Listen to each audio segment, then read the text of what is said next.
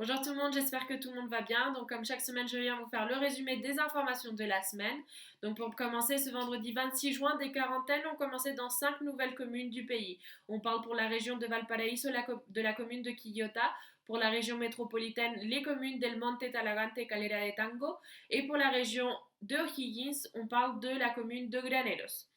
C'est-à-dire que maintenant, il y a un total de 63 communes qui sont en quarantaine. Donc pour la région de Tarapacá, on a la commune d'Iquique, Alto Hospicio, Pozo El Monte. Pour la région d'Antofagasta, on a Calama, Tocopilla, Mejillones et Antofagasta.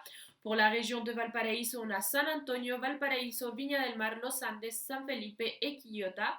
Pour la région métropolitaine, on a Cerrillo, Cerro Navia, Conchalí, El Bosque, Estación Central, Huechuraba, Independencia, La Cisterna, La Granja, La Florida, La Pintana, La Reina, Las Condes, Lo Barnechea, Lo Espejo, Lo Prado, Macul, Maipú, Ñuñoa, Pedro Aguirre Cerda, Peñalolén, Providencia, Pudahuel, Quilicura, Quinta Normal, Recoleta, Renca, San Miguel, San Joaquín, San Ramón, Santiago, Vitacura, San Bernardo, Buin, Puente Alto, Padre Hurtado, Lampa, Colina, Peñaflor, Melipilla, Curacaví, Tiltil, San José de Maipo, El Monte, Talagante et Calera de Tango.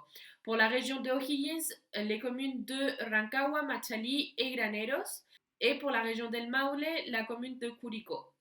Les autorités métropolitaines ont réitéré l'appel à la population à utiliser les résidences sanitaires dont la région dispose pour éviter de nouvelles infections au coronavirus. Le taux d'occupation des 35 résidences sanitaires de la capitale avoisine les 60%.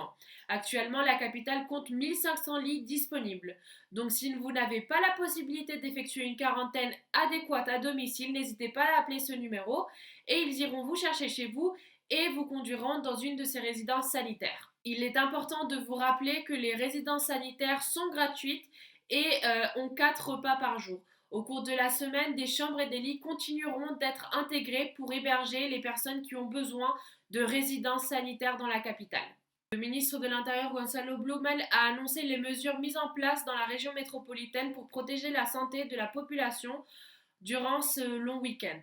Ce vendredi 26 juin, des cordons sanitaires ont été mis en place dans la région de Valparaíso, dans la région métropolitaine et dans la région du Grand Concepción. Le ministre a réitéré l'appel aux citoyens à respecter strictement les réglementations sanitaires mises en œuvre. Il a aussi indiqué qu'il y aurait plus de 140 000 membres de la police d'investigation, de la police civile et des forces armées pour surveiller et contrôler que les mesures sanitaires soient respectées dans la capitale. Ce samedi 27 juin, le gouvernement a informé que 279 nouveaux décès ont été enregistrés avec une confirmation par PCR. Le MINSAL a rapporté que jusqu'à présent, 5 347 décès ont été enregistrés. Au cours des dernières 24 heures, 4 406 nouveaux cas ont été signalés.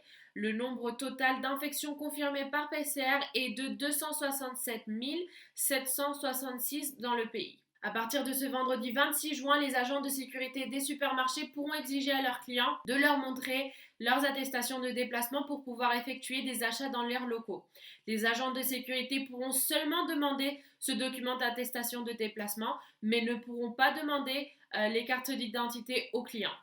Et comme dernière information, au cours des derniers jours, des dizaines de clients ont contacté Banco Estado après avoir reçu un message dans lequel on assurait que l'application de l'entité avait été piratée. Il a donc été demandé aux clients de ne pas accéder à la plateforme, au moins dans les prochaines 24 heures. Cependant, selon un article de Radio Bio Bio, la banque a indiqué que leur application n'avait pas été piratée et a accusé qu'il s'agissait d'un faux message. À travers son compte Twitter, Banco Estado a clarifié la situation que si un client recevait un message via WhatsApp ou les réseaux sociaux, il ne fallait pas en tenir compte car c'était faux. Ils ont aussi invité leurs clients à mettre régulièrement à jour leur application à travers les stores officiels comme Play Store.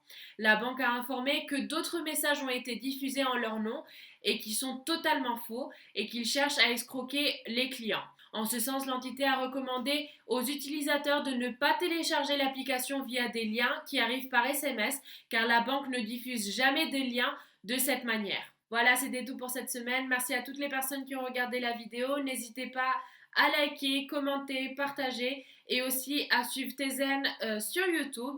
Et on se retrouve la semaine prochaine.